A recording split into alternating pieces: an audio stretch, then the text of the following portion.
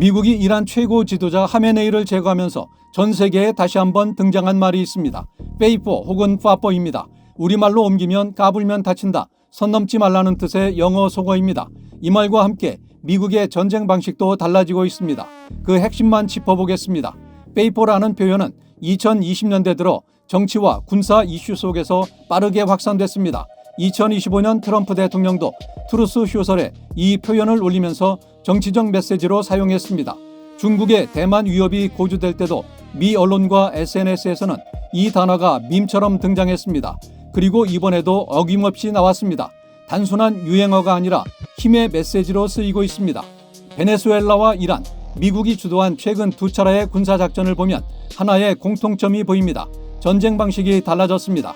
대규모 지상군 투입이 아닙니다. 장기 점령도 아닙니다. 소수 정예 병력과 해공군 중심의 작전, 핀셋 타격과 서지컬 스트라이크, 즉 외과 수술식 타격입니다.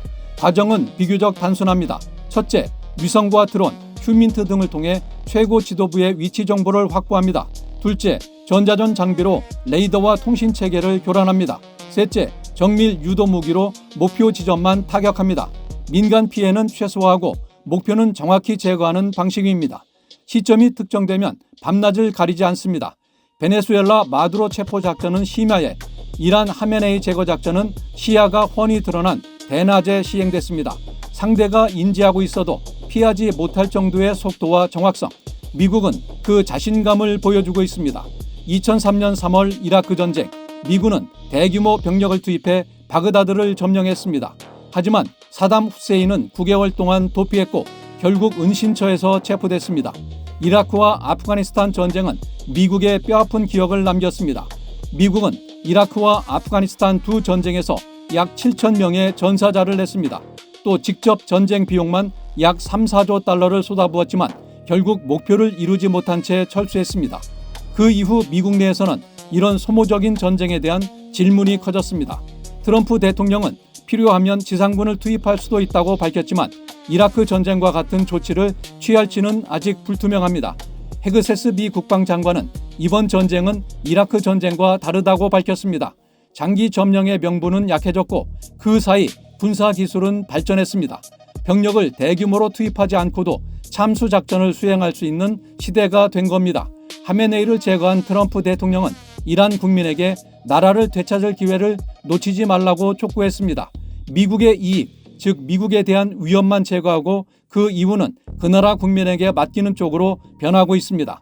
베네수엘라 작전 때도 마두로만 체포한 뒤 병력은 철수했습니다. 이것이 바뀐 미국의 전쟁 방식입니다. 또 하나의 변화는 정치적 기조입니다. 1기 트럼프 정부의 핵심 구호는 마가였습니다. 미국을 다시 위대하게 만들자는 슬로건으로 고립주의가 가미된 미국 우선주의 노선을 상징하는 표현입니다. 그런데 2기 트럼프 정부는 완전한 고립이 아니라 선택적 개입을 택하고 있는 모습입니다. 미국의 이익을 훼손하는 경우에는 반드시 개입하겠다는 전략. 그래서 일각에서는 과거의 강경한 고립주의, 각자 도생 노선과 조금은 거리를 두는 것 아니냐는 분석도 나옵니다. 이 모든 것을 설명하는 표현이 있습니다. 힘을 통한 평화입니다.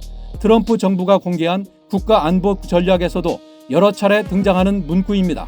건드리면 응징한다. 그러나 점령하지는 않는다.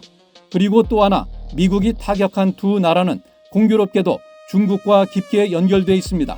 중국은 제재로 묶인 이란의 석유를 80% 이상 사들이고 있으며 베네수엘라 원유 역시 70% 이상을 수입하고 있습니다. 에너지 안보와 직결된 문제로 두 나라를 치면서 중국에도 간접 경고를 보낸 셈입니다. 반대로 미국의 핵심 이익이나 안보를 크게 해치지 않는 분쟁, 예컨대 파키스탄과 아프간, 태국과 캄보디아 충돌 등에 대해서는 군사 개입이 아닌 외교적 발언과 우려 표명에 그쳤습니다. 모든 분쟁에 개입하지는 않습니다. 개입의 기준은 미국의 핵심 이익입니다. 정리해보면 미국의 새로운 전쟁 공식은 이렇습니다. 점령하지 않는다, 오래 끌지 않는다, 지도부와 미국에 대한 위협을 제거한다, 나머지는 그 나라 국민에게 맡긴다. 이 전략은 고립주의도 아니고 과거의 세계 경찰 모델도 아닙니다. 선택적 개입, 그리고 신속한 응징. 적어도 트럼프 정부 기간 우리가 수십 년간 누리던 상호주의 질서는 기대하기 어려울 것 같습니다. 아메리카 퍼스트를 내건 트럼프 정부의 칼날이 다음에는 어디를 향할까요?